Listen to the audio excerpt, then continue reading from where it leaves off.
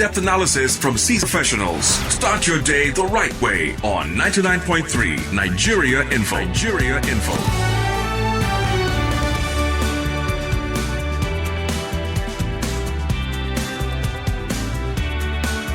Well, it's holiday season. Happy holidays, everybody. Happy holidays to you, Wemimo. There's some... I've not said it. I haven't said it. I told you this guy's name. Happy holidays to you. Happy holiday to you too. Good to know. And one of you right there, one of our listeners sent me. Let me read it to you. The message is for both of us. So you want to hear it? Yes, please. It says, since yourself and Sheriff will be working during the holiday, he said he'll be eating on our behalf. Excuse you. It says, I will enjoy the holiday on your behalf. At every meal, I will raise 2 glasses, one for you and the other for Sheriff. Is that fair? You're just a drunk. That's what you are. Don't use us as an excuse to be raising 2 glasses at the same time.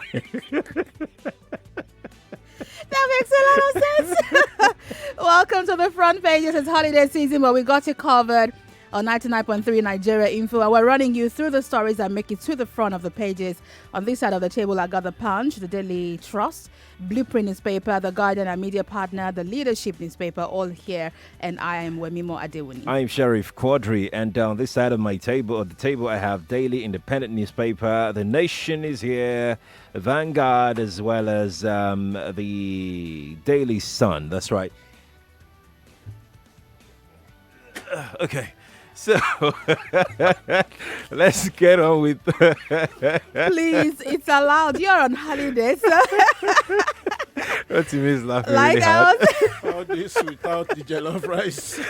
I tell you, that's what happens. All right, folks, if you're ready, we are. Rotimi Sankore is here. Rotimi, good morning. Morning. All right. The Guardian newspaper has a story for us. Let's start with that. Government accuses U.S. of sowing mistrust among Nigerians. There are 2 writers here. Presidency to discuss, quote, areas of concern with the U.S. CSO seeks sanctions on government over alleged rights violations. Okay, the banner headline on The Punch, religious rights violations watch list. Can JNI, FG lock horns over U.S. report? Christians endangered in Nigeria, said Christian movement. Respects our country's sovereignty. JNI tells U.S. On the front page of The Punch, Daily Trust, federal government rejects religious freedom violation tag. And the story is also reported by The Leadership. It's the banner, the biggest story here. Religious intolerance, U.S. government misled by unpatriotic few. That's coming from the federal government. Both countries to meet on religious freedom violation tag. It's on the front page of Daily Independent newspaper this morning. Banner it is. Special watch list. U.S. sowing seed of religious mistrust in Nigeria. That's credited to the federal government. Writers, Nigeria, U.S. to discuss areas of concerns. The presidency says no social media bill to protect vulnerable groups. Explains why elites don't like President Buhari. Daily Independence, the paper. If you'd like to pick up the paper and read further, you can do so. From the Nation newspaper, U.S. religious watch list. Federal government can bicker. Writers, freedom of worship exists, says minister. Activists accuse U.S. of undue interference. The Nation is the paper for you. From the Vanguard newspaper, FG rejects religious freedom violation tag by U.S. Vanguard newspaper, FG rejects religious freedom violation tag by U.S. And from Daily Sun, banner headline, Presidential Committee releases 19 Kuje Correctional Center inmates. FG attacks U.S., accuses country of sowing seed of religious mistrust in Nigeria to discuss areas of concern. We have nothing to say now, says U.S. government. Daily Sun. We talked about this on the chit chat this morning, asking people, do you think we should have been on this list? Do we have religious intolerance? And the response was quite overwhelming. I think I listened to the chit chat. Some people miss the point. Yeah. I mean, for instance, Ogun worshippers don't have public holiday. You know? But neither do all the other animists and so forth. You know? Right. And you heard the response once I went that way. I mean, everyone just goes, no. Does that mean such people are being discriminated against? Yes. if they start a movement for a unified holiday for traditional worship, they would have a right to ask for it. They will have a right, but immediately you will see the level of tolerance that come from people. Even the so-called people crying that, yes. I mean, you can sense. I mean, some of people talking with you on the chit chat this morning. I mean, one guy even tried to invoke the law. Yeah. And I was asking him, is against the law? I said, which law? When Wemimo mentioned witchcraft, he said it's against the law. Which law? Which law? So, I mean, already people are imagining things that don't exist. Right. I think a lot of people miss the point of religious tolerance. The point of religious tolerance is practice your religion, allow others to practice theirs. I mean, the idea that I even had one guy saying that Islam asked Boko Haram to go and, commit. I had to quickly jump there. Oh, come on. No, that's the guy not has it. not read history. That's not it. The Inquisition, please, Google is your friend. Check about the Inquisition. If you know the things that historically have been done in the name of Christianity, you will be embarrassed sometimes. I mean, I don't need to go into gory details on early morning like that. So, look, religion, if somebody says that their religion inspired them to do something, or they are doing it on behalf of their religion, often when you check, that person is not a true practitioner of that religion. It is that person's interpretation of the religion that the person is carrying on their head. And where we draw the line is where you go against other people's fundamental human rights. Now, the other thing to check is this. People often don't pay attention to the demographics that appear to represent religion. If any religion is the predominant religion in a place where the educational level is not very high, you will see more backward interpretations of those religions. Yeah. I mean, if you go to many Muslim countries around the world, you'll be shocked. You'll be most so people want shocked. to go to Dubai. What do they practice there? You'll be really shocked. Yeah, most people want to go to Dubai. What do they practice there? There are Muslim countries that have legislated against forced child marriage, legislated against polygamy, something that many Christian countries have not even done. Right. So people need to be very, very, you need to analyze much, much deeper. Rotimi, this particular watch list, is it a mistake? Well, look. Could it have been? No, as with everything, and I mean, pun intended, the devil is in the detail. Right. So, if you talk about religious intolerance in Nigeria, for instance, the thing that comes to mind of people that understand where these reports come from, it's not even Christian, Muslim, it is things like Shia. And they actually mentioned that. Yes. They gave an example of the IMN, the Shia so group. it's things like Shia. And the Shia are Muslims. They're a minority in this country, but there are countries where they're the majority. Right. So that's what comes to mind. Now, some angry, person asked Wemimo, the U.S., who is checking them? The U.S. is checked regularly. If you go through the UN human rights reports, the UN human rights report is full of chapter and verse on human rights violations in the U.S. Amnesty International regularly releases reports on human rights violations in the U.S. So does Human Rights Watch. It's just that it does not make front page news in Nigeria. Right. But please, go to the website of Amnesty International and Human Rights Watch or the UN Special Rapporteur on human rights or freedom of expression. Right. And you will see chapter and verse on violation of rights in the Join US. us at 8 o'clock. We'll be talking about human rights violation in Nigeria. Every form of violation that has happened in 2019. We're starting to look at the year in retrospect, all the important things that happened this year. I've got fantastic news for you. I like the sound of this one. It's on the front page of the Punch newspaper. CBN slashes ATM withdrawal fees to 35 naira. I did a report on this thing, so I'm the happiest.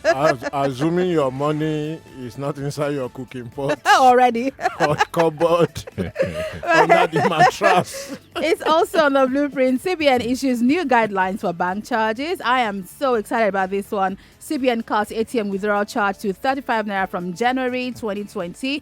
The leadership reduces fees on e-transfers. What's going on Are you here? supposed to be excited, really? I said do you know how long I did during that story, moving around the place? I'm excited. We'll get into it perhaps sometime very soon, so to know the nitty-gritty of this particular It's an interesting move, but let's see whether it is enough to cancel out all the other charges. Right. That they already put in place. I mean, this idea that you want to move to cashless policy, but each time you make one a step forward, POS or any other payment, you are charged 50 naira, you are charged 100, you are charged 500, you are charged, so experience will show. I mean, what we can see here is that at least the CBN, if not the entire federal government, is reacting to pressure. So those people that say that criticism does not have any function, it does. So the CBN is at least, if not the FG, is reacting to public pressure. Right. And they have taken this step. So it is laudable that they are responding to pressure. Does it cancel out all the other charges? Experience will tell. So we'll find out by the end of the first quarter. Let me tell you a story. So I went to a grocery store yesterday. I wanted to pay with cash, and the attendant told me that he didn't have change. So I was forced to use my ATM. They didn't offer you the new currency. And I had to now pay. I had to now pay 15 naira. I mean, I had my money. I had the cash to pay. I had to now pay 15 naira extra because I was using the ATM. And someone raised a concern as well yesterday that after using the ATM, the grocery or whatever shop takes 15 naira and the bank takes 52 naira extra. What kind of deductions are those? For the transfer. Yeah, so that's the point I'm making. Multiple. By the end of the first quarter, we'll see whether this laudable move cancels out the other condemnable charges. But there are some very good moves also in the finance bill. We've talked about it. Right. So from January, your transfer stamp duty will be taken not on 1,000 naira, but on 10,000 naira. So let's see how. Well, for those that missed Morning Crossfire on the day that a certain gentleman that was part of Taiwo Oyedele. Yes, he was part of the regulatory the board, the committee. The committee that drew up the regulatory framework. Yes. So, in fact, some of the things he said on that day highlighted one important point, which is that the federal government has a communication problem. So do many of the states. So all the positive bits in the finance bill were left on the floor. Unexplained. Unexplained. And they were just going around about the VAT. And people just kept saying, increase in what? What do they mean? When there are fabulous things. From January 1, yeah. When they are not, now the teen one, you can see the Minister of Finance has now come out to say, for corporate bodies, business it doesn't mean that from January 1, when you come and operate your account, they'll tell you nothing, no money. Again, she's reacting to pressure. Yeah. Right. Because people have said, there aren't enough teen centers for all the small businesses or corporate bodies in the country. You can do it online. I'm online. How many people are online? So, I mean, whether it is online or, there aren't enough places for people to do it. Right. And especially, time. See, that teen announcement, which I'm happy they are backtracking now, reminds me of the previous administration when they raised the cost of fuel over the holidays. And people went home budgeting to return on a certain amount of money, only to realize that they couldn't make it back. Stranded, right. So that's what would have happened with the teen on corporate account. You would have gone for holiday, come back in January, to try and access your business, and they would have just told you, sorry, you can't get your money. You can't get your money. It would have caused a lot of trouble. No, so pressure and criticism, does pay, because if they are not thinking when they rolled it out, once people start to react, they will look at themselves and say, hey, if you don't want problems in January, let's just adjust accordingly. Right. Let's move on to the presidency, right? Yeah. Right. And they have this big story here, and it's quite interesting. No sin in having a cabal. That's according to the presidency. No sin in having a cabal. Vanguard newspaper. It's also the Punch. Having cabal. Okay, let me see how the blueprint explains this. Says cabal. Having people around Buhari not a sin, says presidency, and says also that planned social media regulation not political. This sounds like the plan for the regulation has not stopped, is on full gear. Yeah, the minister has always said that there is no going back on that. So, cabal, is there anything wrong with having people around him? There are some ministers that should just be moved into a category, and they call them minister in charge of strategic miscommunication. Ooh. What do they mean? Nothing wrong with cabal. Look, in a country like Nigeria, cabal means that a group have captured the state. Wait, let me read and are running it for their own personal interest. Let me even read the first paragraph. Of course, there is everything wrong with it. Let me read the first paragraph to you in the Punch. I mean, this just put my mouth open. The presidency has said there is nothing wrong in having cabals, put cabals in quotes, around the president, Major General Muhammad Buhari. Remember, the Punch is sticking with the Major General, which help him to run government. So the cabal helps him to run the government. He said every government... In whose interest? He said every government around the world has such people. It's also re-emphasized the need to regulate the social media, saying its abuse had wrecked many homes and lives. This is coming from Malam Garba Shehu. Let me quote him. What is the meaning of a cabal? I just Googled a thesaurus, and among many other definitions, what they're saying is that a cabal means conspire, intrigues, mystics, occult, secret.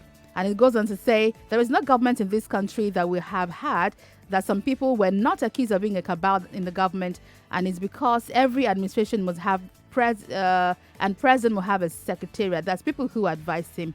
And he says that's not a sin. It says elsewhere they call it the kitchen cabinet. The cabal is the secretariat. Yeah, the back end. Oh gosh.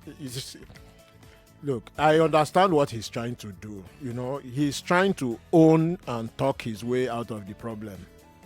But that is not what presidential spokespersons should do. Presidential spokespersons should avoid controversial statements as much as possible. That is the first rule of that job. Don't make yourself the subject of controversy. That doesn't seem to work around here. You have to be on the front page all the time. It does. Okay, who asked him? You know, there are some things that when you hear this gentleman say, you will start wonder, who asked him? For what benefit? For what purpose? They are supposed to explain policies of the government. Speak or repeat or explain what the president said. Not to deepen the controversy of what a cabal means or not.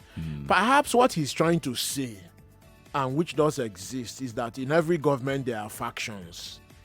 And the factions often represent different interests. The same thing in political parties. In fact, I've never seen a political party in the world that does not have factions, or a political movement that does not have factions. But the factions compete openly for the support of their membership by putting forward competing ideas. Right. You know, for instance, a faction of a political party may say, for instance, there are too many uneducated children in the country. At the party convention, we put forward a resolution for free education. An opposing faction can say no, they can't afford it. They think that the most important thing is free lights. And then they start jostling on the basis of ideas. But you know, this thing in which a group of people are alleged or seen to have captured the state and work against the Constitution and people's fundamental human rights, and then somebody says that it is justifiable. I mean, there is a cabal around the president that has suggested or works with the president or just ignores people's human rights. Do you blame these people or you blame the president Oh, himself both for not now. taking charge? Both. It means that our institutions are weak. If a few people can capture the state and a court says more than one court, more than once, give somebody bail, and the few people decide that they can just disobey the judiciary, disobey the law, what's happening there? Well, That's not a cabal, that's state capture. Join us at 8 o'clock. We'll be looking at human rights violations. And of We've course it gotten is there wrong, again. Mr. Shehu.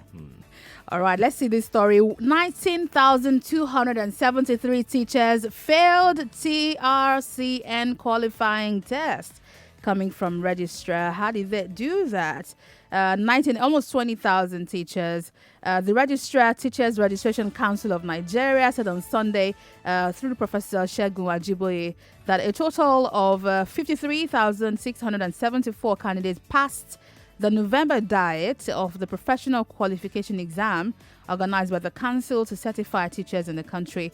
Over 72,000 teachers took the exam across the country, but about over 19,000 failed the test. Well, for those that don't know the fella song, teacher don't teach me nonsense. Right. I think we're heading for a problem here. If teachers are failing their exam at such a level, it really shows that the recruitment into the education sector is really quite poor. Look, there are countries in this world where you don't get to be a teacher unless you are top of your class. 2-1 or first class. And even then, you are not allowed to teach without going to learn how to teach. It's one thing to have the knowledge. Oh, it's to be another able to to know how impart to. it. Right. Teaching is a difficult job. It is. It is. I mean, if you see the best teachers, students love them for life. You will never forget your best teacher. Right. And your worst. Oh. We never forget the worst ones too. Yeah, I mean, your worst teacher is your worst nightmare, because this is probably somebody that cannot impart knowledge and then canes you on top of it Right. for not being able to understand What the, is the unable to nonsense. teach. Lucas Mamu Yovi on Facebook says, "Good morning, guys, and Mr. Rotimi. I just want to commend your efforts and activities. It says for you guys to start this program at 7:30 every weekday. I wonder what time you leave your house. Thank you. But this show starts at 6, so you can wonder when we do leave our houses. But thank you very much, Lucas." Anyi Don says, "Is there any religious trust before this time in Nigeria?" Dr. Mrs. Libara on Facebook from Owerri says, talks about Leah Sharibu. It says the release of Leah Sharibu will be a Christmas gift. She says she imagines the trauma. The release of all the Chibok girls. All of them and every other person. Susan Afolabi Fumi says, compliment of the season. Thank you. Igwe Prince also says, good morning. Thank you. Rafael Adegoke, as regards allowing every religion, says, I don't think it's really proper, because some religious beliefs go against human rights. We've drawn the line. The line is you can't violate other people's human rights. Let me move from there. Emma Ororo from your boss says, please, sorry, I have to talk about the pain. What's that? She said transport fare. Okay, we're talking about transportation very soon. It says to go to the east from Lagos now is about 15,000 because of the Christmas. That's coming up on Morning Crossfire. Is that tomorrow or the day after? The day after. But this week, surely. Thank you all for joining. When we come back, we're looking at 2019 in retrospect, human rights violations, all of them that happened in 2019. Achike Chude will be joining us. And there's also a planned protest by civil society organizations in Lagos and Abuja, also based on human rights violations. And our correspondent is standing by at the venue of that planned protest today. We'll be joining up with Tunde Pratt for the show. Join us again after the break. Rotimi, thank you. Thank you. I'm Wemimo Adewuni. See you soon. I'm Sheriff Quadry.